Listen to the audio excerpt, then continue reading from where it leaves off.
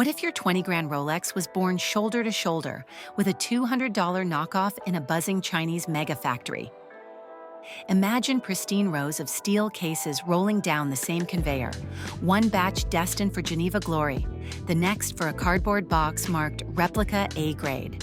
Today, we're stepping through the locked doors, meeting the whistleblowers, and asking the question luxury executives pray you never voice aloud. Where does Swiss-made really begin and end?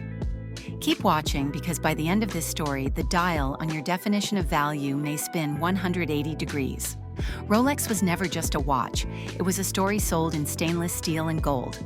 From Mercedes Gleitze swimming the English Channel with an oyster on her wrist in 1927, to James Bond glancing at a submariner before defusing a bomb, marketing fused engineering with legend.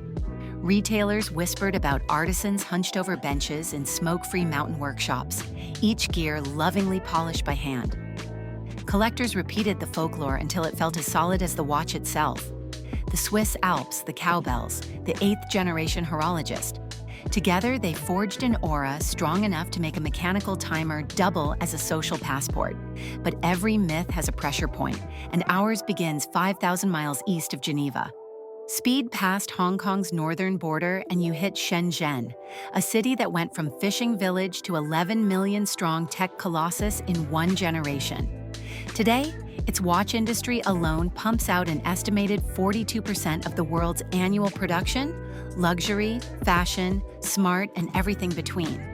In cavernous buildings the size of airport terminals, robotic mills slice cases from 904L steel bar stock, while pick-and-place machines set microscopic jewels into movement plates.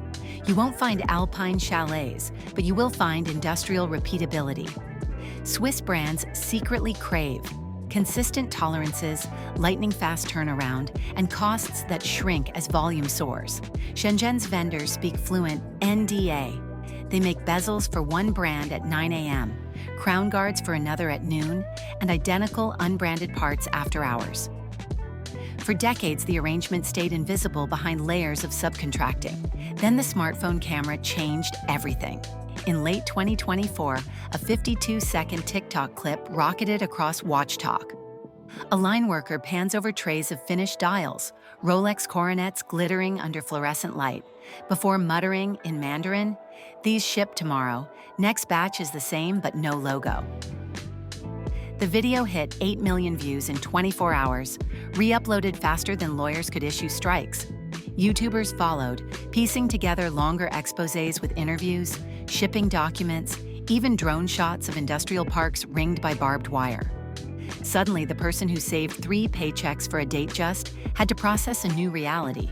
Their dream watch might start life on a bench labeled Line 7 Building B in Guangdong Province. Factory leaks would be sensational on their own, but the scandal detonated when industry insiders spoke up. Enter the watch regulator, a trained watchmaker who spent years inside Swatch Group's after-sales service centers. On TikTok, he describes pallets of Omega hands arriving from China, or gold-cased dress watches whose gem-set bezels came pre-packed from Shenzhen. Only the final QC stamp happened in Biel. When his videos topped 500,000 views, corporate HR marched him out the door. He filmed that walk too. His story unlocked a floodgate.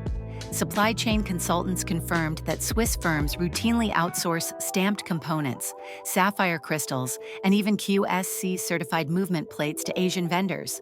The threshold isn't secrecy, it's cost accounting. How can a watch with Chinese gut still flaunt Swiss-made at 6 o'clock? Swiss law offers the answer. As long as 60% of production cost occurs in Switzerland, the label is legal. Cost includes R&D, marketing, founder salaries, intangibles light years from the assembly line. Physical content could be as low as 25% and still pass the test. Put bluntly, fly a half-finished movement into Geneva, tighten 4 screws, add a cost line for local office rent, and the dial wears the halo. Most buyers never read the fine print. They see the word Swiss and imagine snow-dusted workshops echoing with church bells rather than laser-cut steel in subtropical humidity. The same machinery carving OEM cases can keep whirring after the official batch. Swap serial numbers, skip the Swiss freight forwarder, and a flawless superclone is born. These aren't the sloppy fakes of yesteryear. They arrive with NFC-enabled warranty cards, UV microtext, and spring bars so precise they click into genuine Rolex lugs. Secondary market trackers show what happens next. As replicas flood forums, resale prices sag, Rolex values slid roughly 5% through 2024, and broader indices kept bleeding into 2025.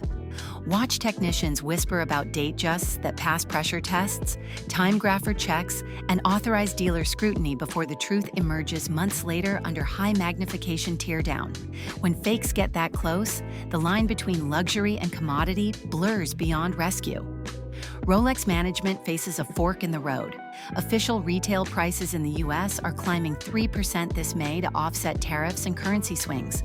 But those hikes clash with gray market declines, where the once untouchable GMT Batman sells below list for the first time in years. In China, the brand took an unprecedented step, opening its first wholly owned boutique in Shanghai, cutting traditional middlemen to police authenticity and pricing. Analysts read the move as defensive. If clones and parallel imports erode aura, the brand must deliver controlled experiences that TikTok leaks can't replicate. Yet strategy alone can't rebuild mystique if the audience already peaked backstage. Luxury once thrived on mystery. Now, mystery is a liability. Gen Z buyers track supply chains like they scan QR codes.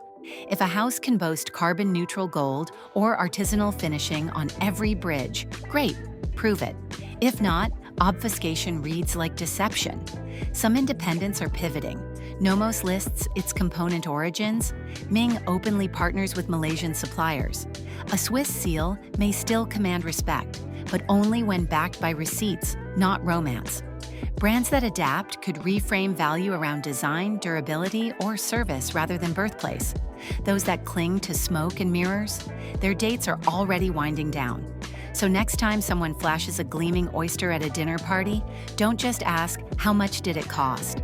Consider asking, where did it really come from, and does that matter to you? Because once the curtain lifts, a luxury watch stops measuring status and begins measuring honesty.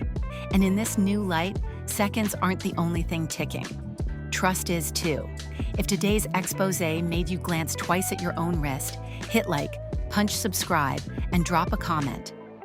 I want to hear whether the myth still matters to you. Until the next revelation, keep your time and your skepticism running.